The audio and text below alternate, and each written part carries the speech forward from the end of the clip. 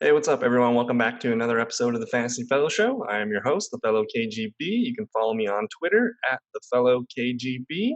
And we're just continuing here with our AFC North team previews for fantasy football this year. I've already been through the Ravens, the Bengals, the Browns, and now we're up to the Pittsburgh Steelers. If you're watching us on YouTube, please like, comment the video, and don't forget to subscribe. We're trying to grow this new channel. And if you're listening on Apple, Spotify, Google, or any other podcast platform, give us a like, review, whatever the platform allows you to do. That'd be great.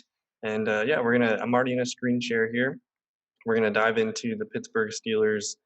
Uh, I guess the head coaches here is Mike Tomlin, Randy Fichtner. These are some continuity things that we like to see here. I mean, Ben Roethlisberger is really the GM or the offensive coordinator of this team, anyways. But Randy Fichtner has been there a few years. Mike Tomlin, of course, has been there forever. Um, so the offense is going to kind of revert back to what we saw before Ben Roethlisberger got hurt last year. It's still without Antonio Brown, but we did see a lot of improvements last year from playmakers like Deante Johnson, and we'll see if anyone else can contribute. But I mean, Juju was not healthy either last year, so that's coming back. James Conner's coming back. This team's going to be better overall. Their defense is fantastic, and we'll start with Ben Roethlisberger. I mean, last year was a waste of a year. I don't even want to talk about Mason Rudolph or Devlin Hodges. Let's assume that we're going to get Ben Roethlisberger for a full season, if not, maybe 13, 14, 15 games. But I mean, before last year, Ben had a career year. But again, it's with Antonio Brown and Juju Smith-Schuster, so we really can't go off this very well. But I mean, in that year, Ben Roethlisberger threw for over 5,000 yards, 34 touchdowns, 16 interceptions, and even added 3 rushing touchdowns. So the man was a monster that year. But if we look the year before, I'm wondering if these are more floor stats for Big Ben, where he didn't really throw the ball a lot. But in 2017, over 4,000 yards, 28 touchdowns, 14 picks, about 7.58 yards per attempt. And we see this offense heavily, funneled through Antonio Brown, but Martavis Bryant was there, a young Juju Smith-Schuster was there, and they had a group of tight ends here. And then you see Le'Veon Bell get a ton of work in the passing and the running game. So how do we evaluate Big Ben for this year? Well, I mean, we're not going to really talk about any of these backup guys. We'll kind of breeze over Big Ben because everything about Ben requires us to talk about the receivers and James Conner.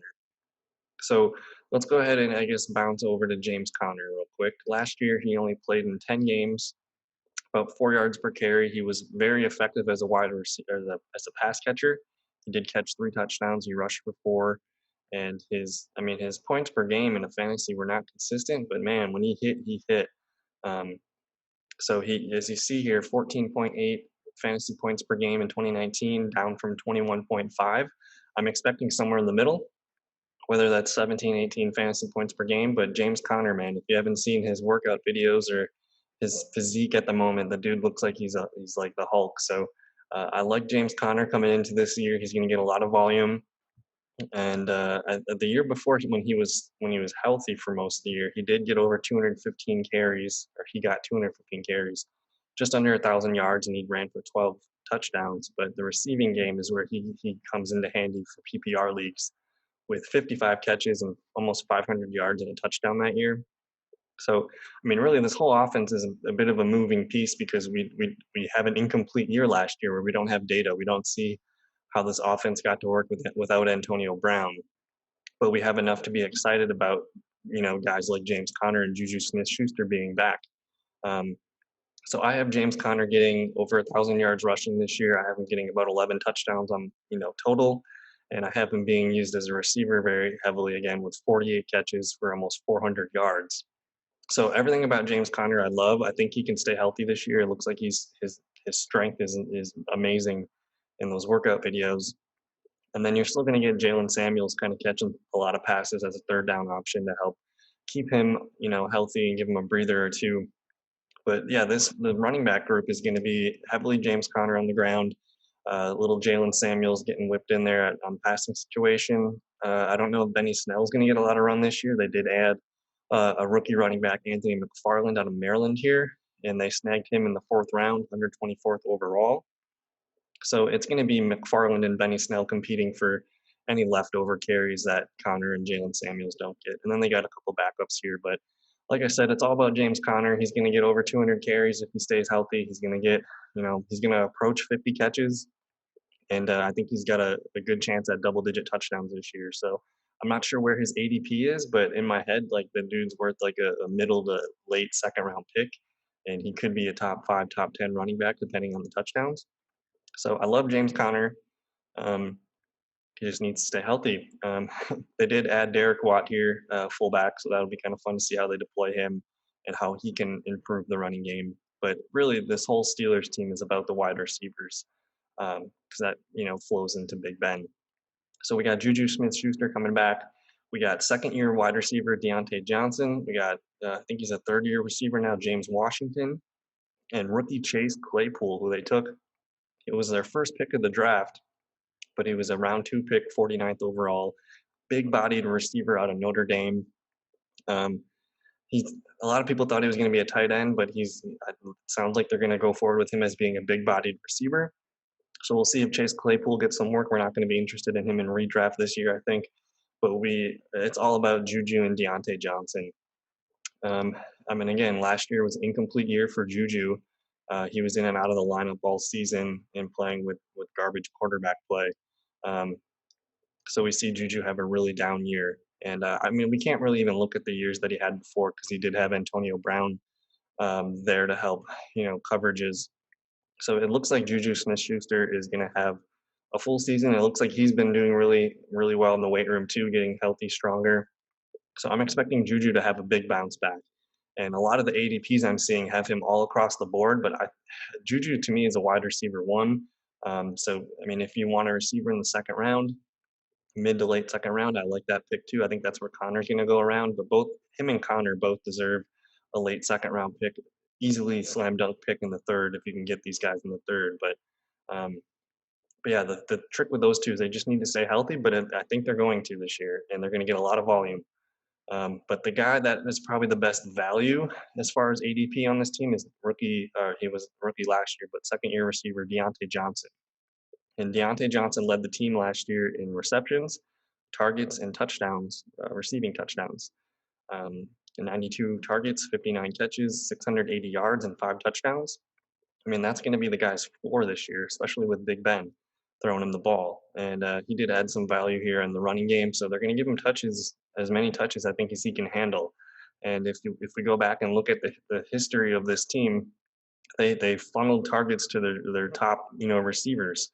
So I expect Juju to get the biggest share of targets, but Deante Johnson, man, if he puts a lot of work in and impresses Big Ben during this offseason, I think we're going to see Deante Johnson over 100 targets this year and maybe 70 to 80 receptions. So I have Deante at 79 catches, 119 targets, and just under 1,000 yards. But I like the touchdowns. I think he's going to work really well with Juju, and teams are going to have to. I don't know. They're going to have to respect both guys, the same. If everyone's double teaming Juju, they're just going to pepper Deante, which could be, a problem. So those two are the receivers that I'm interested in fantasy this year. And then James Washington, he's never really meshed with Ben Roethlisberger. So he's more of a best ball guy that maybe he catches a deep touchdown in, every 3 or 4 games. And then Chase Claypool, I guess the rest of the depth chart isn't that exciting. Deion Kane, Ryan Switzer, Amara Darboh, these are all guys that have been kind of around for a while, and they're not going to be on our radar this year.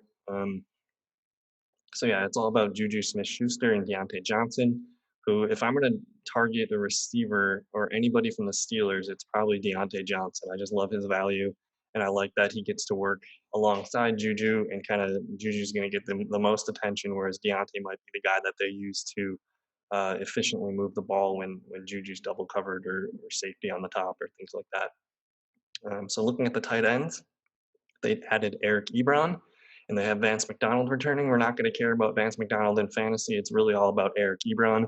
And if the Steelers can find a way to feature him the way the Colts featured him a couple years back when he led the tight ends in touchdowns, Eric Ebron in the red zone with Ben Roethlisberger sounds fantastic to me. So I don't know how many catches or targets Ebron's going to get, but I know he's going to get work in the red zone, and he's got an opportunity to have one of his best seasons as far as receptions, yards, and targets. I mean, I got him at about 600 yards, about 48 catches, and 5 touchdowns, and this feels low. But again, that's just because I'm more higher on Juju and Deante Johnson. I guess the pecking order for targets is going to be Juju, Deante, and then probably Ebron Washington. So I like Eric Ebron as he looks best as a tight end too. He could be a very nice target to be your backup tight end. And if anything happens to your first guy, if it's a bye week or just like a week or two injury, I think Ebron could be a very good streaming tight end. And he's got tight end one potential this year, depending on those touchdowns. So, I mean, this could be a guy that could catch double digit touchdowns in the red zone for the team. He's got that upside he's shown us before. So I really like the Eric Ebron signing. We'll see if he can, I guess, take away and run away with this starting tight end job here for the Steelers. So yeah, that kind of covers it. We still got Zach Gentry, Kevin Rader, Scott Williamson here, a couple guys just trying to make the team. But yeah, I mean, from the top bottom, I love Ben Roethlisberger as my QB2 in Superflex. Maybe if you wanted to wait in a one QB league on Ben Roethlisberger, I think he's got top 15, top 12 value this year. It really depends on the touchdowns and how the offense is running the ball. But yeah, man, I'm a big fan of James Conner. Conner looks best as your RB2, but he's got RB1 upside. And then Juju Smith-Schuster, man, I think he's one of the biggest ADP smashes right now. Where wherever you can get him, he's going to be a wide receiver one as long as he stays healthy. And then Deante Johnson's going to probably crash the party as a top 30, top 36, wide receiver, 3 receiver. And then yeah, Eric Ebron. So super excited about the Steelers. They're gonna have a great defense. They didn't really have a lot of draft picks, high this year. So they're gonna rely on what they have. But they did. I mean, they got Minka Fitzpatrick last year, and they signed a couple guys down here. But really, that defense is going to be what leads the team and allows them to compete with the Ravens. So yeah, I think that's going to do it. That's the end of the NFC North. So thank you for tuning in. And if you haven't watched the other videos, go ahead and do that. I do have the AFC East and the NFC East done as well. I'll be working on the NFC North maybe tonight or tomorrow. So those are coming.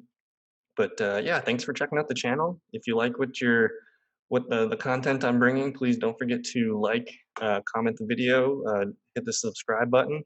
And yeah, man, thanks for watching. We'll see you in another video. Peace.